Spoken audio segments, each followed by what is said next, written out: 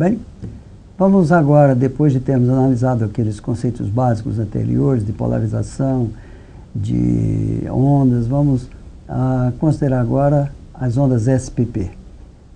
criadas numa interface entre um metal e dielétrico. Devido ao escopo do nosso curso, nós não iremos nos aprofundar em todas as suas propriedades ou considerar estruturas topologicamente muito diferentes. Algumas coisas serão analisadas para que você possa ter noções básicas sobre o que é uma onda SPP, o que é que ela permitirá que você possa fazer, inclusive visando aplicações tecnológicas, e que isso possa despertar em você o interesse sobre esse tema, essa tecnologia que vem da nanoplasmônica. Eu quero avisar você que se você tiver interesse de ter mais algumas informações a respeito desse tema, então você faz o seguinte: você vai para a nossa página que se encontra no plasmonics.ifisc.usp.br, onde você poderá ter materiais complementares e também ser informado de outras pessoas que tratam desse assunto, com quem você poderá falar, discutir, pode adentrar nos nossos programas de mestrado, doutorado ou de pesquisa em cima desse tópico de nanoplasmônica. Eu quero, em princípio, mostrar a você essa estrutura que aí está, de um metal e um dielétrico, a interface, em direção da qual se dirige uma onda eletromagnética, representada ali pelos seus campos elétrico e magnético, e o seu K de propagação apontando na direção dessa interface. As ondas SPP apenas podem ser geradas se houver uma configuração TM, ou seja, o campo magnético tem que ser paralelo a essa interface, e se você tiver uma configuração TE, não há possibilidade de você gerar ondas do tipo SPP. Estes campos elétrico e magnético de uma onda eletromagnética que incide sobre essa interface, esses campos serão descritos através das equações de Maxwell, que se encontram aí na sua parte superior e à direita da sua tela. São as equações que relacionam o processo de indução entre os campos elétrico e magnético. E você, olhando a figura que aí está, você vai verificar o seguinte: essa figura que está aqui em cima mostra como é que os campos magnético, a componente é X do campo elétrico e a componente é Y, é Z do campo elétrico, elas estão distribuídas segundo o sistema de coordenadas X, Y e Z que nós colocamos para nos orientar nesse sistema. X é a direção de propagação, Z é a direção perpendicular à interface e o Y está ali colocado com a sua direção correta para compor o sistema de coordenadas. Nós sabemos de eletromagnetismo que, se essas ondas são ondas harmônicas, essas equações de Maxwell podem ser escritas nessa forma, onde K é o vetor de propagação, e estas ondas harmônicas elas estarão em meios, seja o dielétrico, seja o metal, em que não há propriedades magnéticas a serem consideradas. Essas equações de Maxwell, elas escritas para a configuração TM, nos levam a essas três equações que nós estamos vendo aqui em cima. Nessa parte aqui de cima você vê as três equações de Maxwell referentes aos campos elétrico e magnético e da forma como eles se relacionam. E se você utilizar essas equações, substituindo uma das outras, você chegará à equação de onda referente ao campo magnético que está incidindo nessa interface. E aí você tem como solução uma solução em que o campo magnético tem uma parte que depende explicitamente de Z, ela tem uma parte propagante que tem a sua dependência em X, é elevado a I beta X, uma dependência temporal do tipo elevado a menos I ômega T. Com isso, você poderá calcular, conhecendo o campo magnético, você poderá calcular as componentes EX e EZ referentes a essa estrutura que aí está. Vamos olhar então essa estrutura que nós colocamos agora, olhando ela na sua lateral perpendicularmente ao plano XZ. E em cima está o dielétrico, embaixo está o metal, os campos estão orientados ali para que nós tenhamos noção da sua distribuição espacial. Nós temos a equação de onda e nós temos um tipo de solução que a gente está dizendo que vai acontecer para essa equação de onda, para o campo magnético. Se você considerar a parte superior, onde você tem o dielétrico, que corresponde a Z menor que zero, aí nós teremos a solução para o campo magnético, que depende de X, porque a direção de propagação dependerá de Z, onde Z nós temos um E elevado a K e D para caracterizar a propagação, e quer dizer, a constante de propagação na direção Z. Como o Z será negativo, a gente vê que é um campo evanescente, como esse que nós acabamos de desenhar aí para você ver. Já a parte maior que zero, que corresponde ao metal, a solução é similar à de cima, apenas você vê que na parte superior você tem uma amplitude A, na parte inferior você tem um campo magnético com amplitude C. A dependência em Z é semelhante à dependência na parte do dielétrico, apenas você tem um sinal negativo elevado a menos Km, K do metal, vezes Z, porque agora o Z é positivo e para que a solução seja evanescente há necessidade de que haja esse sinal negativo, e a parte propagante, ou pelo menos a sua dependência em X, é elevado a beta X. Se eu tenho esses campos magnéticos, a gente sabe que existem aquelas equações que relacionam o campo magnético às componentes EX e EZ do campo elétrico, e eu posso calculá-los não só para Z menor que zero, também para Z maior que zero. Com isso, nós temos calculados todos os campos envolvidos nessa onda, e nós precisaremos agora dizer o seguinte: para que essa solução exista, algumas condições têm que ser respeitadas. Quais? Uma das condições que tem que ser respeitadas é a continuidade tanto do campo magnético quanto da componente EZ. Então, se nós considerarmos, por exemplo, que eles são contínuos na interface, então A tem que ser igual a C, ou seja, as amplitudes do campo magnético no dielétrico tem que ser igual ao campo no metal. E, além disso, você viu aquela expressão que nós colocamos aí, KD sobre KM tem que ser igual a menos εd sobre εm. Essa é uma consequência para que os campos sejam contínuos. A outra coisa é que a equação de onda, que você está vendo ali em cima, ela requer que KD e KM estejam relacionados à constante de propagação beta da onda SPP e relacionados também às permitividades εd e εm do dielétrico e do metal, e K0 será a constante de propagação no vácuo, que a gente sabe que é igual a 2π sobre lambda, que é o comprimento de onda da radiação. Se nós juntarmos essas equações que relacionam KD, KM e beta, também as permitividades, a essa condição que sai da continuidade dos campos na interface, nós vamos verificar que a constante de propagação ela é obrigada a ter os seus valores obtidos a partir dessa expressão que está, beta igual a K0 raiz quadrada de εm sobre εd mais εm, e isso nos dá o que nós chamamos de lei de dispersão para uma propagação de onda desse tipo. Agora, vamos olhar essa mesma estrutura de um outro ângulo. Nós temos os campos elétricos, EX, EZ e o campo magnético. Nós sabemos que a solução do campo magnético está dada ali, para Z menor e Z maior do que zero, e nós sabemos qual é a solução. Apenas é preciso se dizer que, uma vez que o metal, a sua permitividade é complexa, termina fazendo com que a constante de propagação beta seja complexa. Então ela tem uma parte real beta' e tem uma parte imaginária beta duas linhas, que você está vendo aí nesse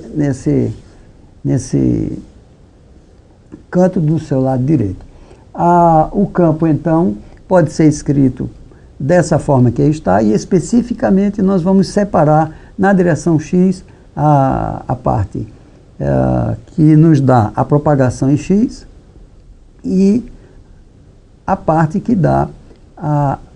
esse elevado a menos beta 2 linha X, que corresponderá exatamente à atenuação que ocorre quando esta onda propaga ao longo da direção X. Então, esse campo está aqui, essa é a parte propagante, e a gente vai ter uma onda que propaga com a componente beta nessa direção daqui. Então, essa propagação que acontece nessa direção é capaz de transportar energia,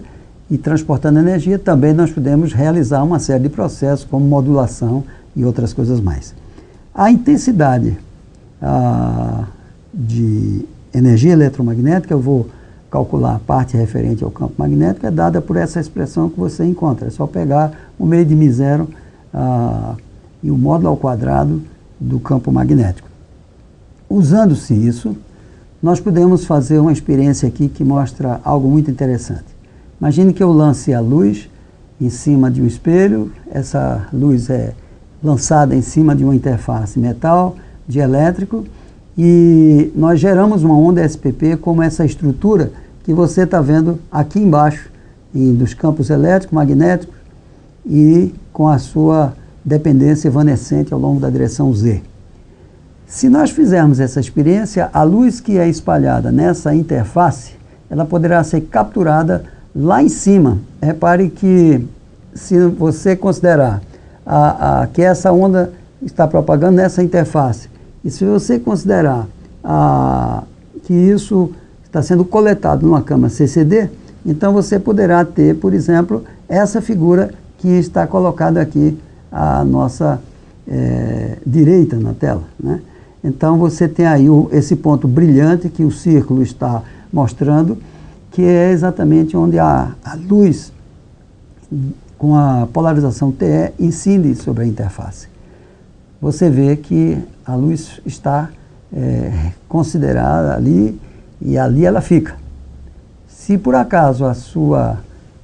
polarização for TM, você vê que há um rastro de luz, e esse rastro de luz é interessante porque ele se estende ao longo de uma dada dimensão, de um certo comprimento, mostrando então que no caso de uma onda TE, eu não tenho propagação de ondas, no caso SPP, mas eu vou ter no caso de ondas que tem a polarização TM. Isso mostra, comprova os resultados teóricos que nós falamos a respeito deles. A outra coisa interessante é que essa propagação de ondas SPP é elevado a I beta linha X, que me dá como essa onda se propaga ao longo de X. Repare que essa propagação que vai acontecer nessa direção X, e aí você tem uma simulação que mostra um pulso SPP propagando em X, ela se dá com uma dada velocidade. E essa velocidade será dada pela parte real, né, da constante de propagação beta, que é calculado segundo a lei de dispersão que está colocada aí na tela. De modo que o beta' vai ser responsável em dizer qual é a velocidade com que uma onda ou um pulso de onda, enfim, qual é a dispersão que essa onda terá nessa interface. Outra coisa interessante de ser observada é que ali está o ponto nessa figura superior, de cor amarelo avermelhada, a onda está incidindo, você tem luz incidindo naquele ponto e gerando a onda SPP. Essa onda SPP, você está vendo embaixo qual é a amplitude, ou digamos a intensidade de luz ao longo da direção X, e se nós percorrermos isso daqui, nós vamos ver que há uma diminuição da intensidade de luz. E isso nos permite, por exemplo, dizer o seguinte: a gente sabe que a intensidade de luz, ela, lembrando-se como é que a intensidade de luz, nós calculamos para o campo magnético como é que ela será, ela tem essa dependência. E zero, que seria, por exemplo, a intensidade de luz no ponto do início de propagação, é elevado a menos 2 beta 2 linha X, vai me dizer como se comporta essa intensidade ao longo de x. Veja que E elevado a menos 2 beta 2' x nos dá uma intensidade evanescente, ou seja, que vai diminuindo. Então, se eu pegar a partir do ponto da incidência, eu verifico então que há um comprimento x igual a 1 sobre 2 vezes beta 2', que corresponde ao ponto onde a intensidade será igual a I0 sobre E, e nesse ponto nós poderemos dizer que estará o que a gente chama de comprimento útil, ou seja, a partir desse ponto a intensidade já é suficientemente pequena para que a gente diga que já não há mais aplicação útil. Então nós temos aí, pelos cálculos que foram feitos, 41 microns, mais ou menos o tamanho dessa região. Uma coisa interessante, um detalhe para ser considerado nas ondas SPP, é que nós temos um caso interessante. Considere, por exemplo, um guia de onda, como que está aí, onde você tem um núcleo cuja dimensão, a espessura é A, tem uma permitividade epsilon, e a casca é uma casca de um lado de um material que tem permitividade epsilon 1 e do outro lado permitividade epsilon 2. Na direção perpendicular ao guia, na direção transversal, o campo se comporta evanescentemente fora fora do núcleo, e dentro da casca ele tem um comportamento trigonométrico, como você está vendo aí. Se nós resolvermos as equações de onda e se nós obtivermos as relações entre os parâmetros P, né, e R, que dá a evanescência do campo na casca, e Q, que é a constante de propagação que a gente vai ter ali, quer dizer, a constante transversal, né, dentro da casca, esses parâmetros são relacionados com essas expressões que aí estão, e os campos TE e TM são dados por esses campos que estão nessa tabela aí. Se nós colocarmos as condições de continuidade nessa nossa análise, então os modos TE e TM têm que satisfazer a equações transcendentais como essas que aparecem à esquerda, TE, e à direita, TM. Agora vamos considerar que a dimensão A, a espessura desse núcleo, vai ficando cada vez menor. Então a tangente poderá ser aproximada, vai ficando tão pequena o seu argumento, que ela poderá ser aproximada pelo argumento. Então as expressões ficam deste tipo. Se você cortar em ambas as equações transcendentais o Q, que está de um lado e de outro das equações, essas equações ficarão escritas dessa forma. E aí você poderá colocar a seguinte questão: se o A tender para zero, há solução TE e há solução TM, ou não há possibilidade de haver soluções? Se você olhar o caso TE, não há possibilidade de haver soluções, porque P teria que ser igual a menos R, e acontecendo isso, os campos não seriam campos evanescentes, então eles não seriam campos guiados. Mas, no caso TM, é possível, porque R e P não podem ter sinais contrários, mas epsilon 1 e epsilon 2 podem ter sinais contrários. E se você utilizar isto, você vai ver que P sobre R fica igual a menos epsilon 1 sobre epsilon 2, e aí você observa que essa relação que é obrigado a ser respeitada, se você substituir nas relações de P e R com beta e com epsilon 1 e epsilon 2 e K0, você vai obter essa expressão que eu acho que você já viu lá no caso das ondas SPP. Então, isso quer dizer que ondas SPP podem ser tratadas como sendo um modo que é guiado por um guia que tenha a dimensão de núcleo zero, ou seja, seria um guia do tipo delta function, função delta. Os guias de onda SPP são, por exemplo, uma circunstância do fato de que, como pode haver ondas SPP em interface em metal e dielétrico, então imagine que, no caso aí, eu tenho duas superfícies separadas por uma distância grande, de modo que os fenômenos que acontecem na interface não se comunicam, não entram em contato com o que acontece na outra interface. Então, imagine que agora eu diminua essa distância, né, a espessura desse metal. Então você vê que as soluções se entrelaçam e isso nos mostra que é possível ter soluções do tipo SPP para um guia de onda. Aí eu estou considerando dielétrico, metal, dielétrico, mas o caso de metal, dielétrico, metal também é possível. Eu tenho aí um campo que propaga, esse é outro tipo que propaga, essa é uma estrutura antissimétrica, que é o que está à direita, e o da esquerda é uma estrutura simétrica. Então, ondas desse tipo irão propagar neste guia.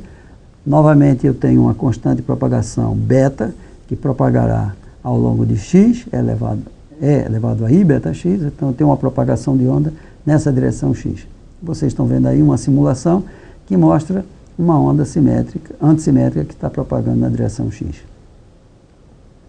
Outro caso interessante é nós verificarmos a questão das fendas. Então, no caso das fendas, por exemplo, a gente sabe lá do efeito de difração que se a luz passa pelo meio de uma fenda, a luz passará por outro lado se essa fenda é muito grande. Se você vai estreitando a fenda a ponto de que ela fique do tamanho ou comparável ao comprimento de onda dessa radiação, essa coisa não mais acontecerá, a não ser que haja um processo interferométrico e veja que como fica a intensidade de luz numa tela à frente dessa fenda. Então, esse é o fenômeno da difração. E a gente sabe que se nós diminuirmos mais ainda essa fenda, então praticamente nenhuma luz irá conseguir passar. Mas, no caso de excitação de ondas SPP, em estruturas como essas que estão desenhadas aí, nós iremos considerar, aí no caso, que a espessura dessa tela, né, que seria opaca no caso da difração comum que a gente analisa, nesse caso é possível que ondas possam passar de um lado para o outro. O caso TE, a simulação está sendo apresentada aqui, e a gente verifica que não há praticamente passagem de luz, a luz é refletida, formando uma figura de interferência nesse lado em que há a incidência de luz, e no caso TM, essa radiação ela irá em direção a essa interface, e ali então haverá a geração de ondas SPP, permitindo a passagem de um lado para o outro, porque nas quinas de ambos os lados haverá a geração de cargas, quer dizer, acúmulo de carga, na verdade, e esse acúmulo de cargas é criado porque as correntes circulam nessas superfícies metálicas, e ali você tem a descontinuidade de corrente elétrica, passando a ser corrente elétrica de carga para corrente de deslocamento, e isso gera um dipolo que é capaz de fazer com que a radiação saia de um lado para o outro. Nós vamos ver isso aqui em detalhes nessa figura, nesse filme, em que também é feito através de simulação, em que você vê que do lado direito a radiação ela é espalhada, e você vê que do lado esquerdo essa onda chega através dessa fenda, gerando ondas que se propagam pelo espaço, mas também ondas que se propagam, repare aí, subindo a superfície para cima e para baixo, né, que são exatamente as ondas SPP. Através desse fenômeno, portanto, é possível que ondas eletromagnéticas elas consigam atravessar de um lado para o outro dessa fenda, que tem dimensões muito menores do que o comprimento de onda da radiação que incide. E aí você poderá ter um fenômeno que supera as limitações da difração que a gente teria, né, o que a gente tem em casos comuns que não envolvem as ondas SPP. Nesse slide que nós estamos apresentando aqui, nós vamos obter um pouco mais de detalhe. Você vê ali o campo magnético paralelo à interface, onde a luz incide, as componentes EX e EZ, e nós vamos considerar dentro do slit, dentro da fenda. E aqui há uma foto que mostra como se comportam os campos EZ, EX e HY. Você vê que à esquerda e à direita o campo EZ, que é proporcional ao campo magnético, você tem a indicação de que há campo penetrando e propagando de um lado para o outro e com uma intensidade que cresce e diminui, mostrando claramente uma estrutura do tipo Fabry-Perot.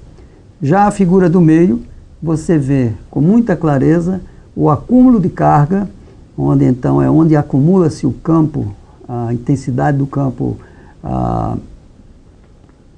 EX fica forte, indicando exatamente o acúmulo de carga. Então, o dipolo que é criado nessas interfaces, nessas quinas, de um lado jogará a energia de volta, fazendo um processo de difração de energia, do outro lado funcionará como uma antena que permitirá com que essa radiação seja emitida para o outro lado da fenda. Com isso, nós encerramos o nosso resumo que fizemos sobre ondas do tipo Plasma Polariton, analisando o que é que acontece numa interface metal-dielétrico. Consideramos alguma coisa sobre o que ocorre em guias de onda desse tipo Plasma Polariton, e um pouco do que acontece em uma fenda.